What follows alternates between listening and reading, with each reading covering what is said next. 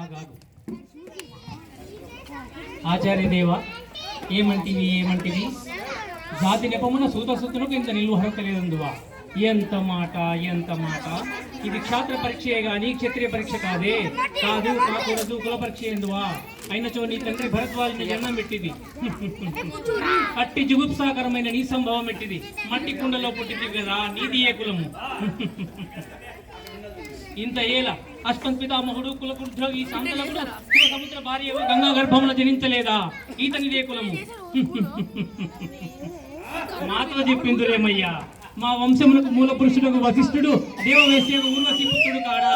అతడు పంచమజాతి కన్య అరుంధతి ఎందు శక్తిని, ఆ శక్తి జన్నాలంగని ఎందు పరాశరుని, ఆ పరాశరుడు పల్లెపడుతుడు వచ్చగందు మా తాత వ్యాసుని, ఆ వ్యాసుని మా పితామహి అంబికతో మా తండ్రి ధృతరాష్ట్రుని, మా పితామహి అంబాలికతో మా పిన తండ్రి పాండురాజును, మా ఇంటి దారి మీచే ధర్మ నిర్మాణ చరిత్రకి ఎత్తిపబడుతున్న ఈ విదుర దేవుని కనలేదా?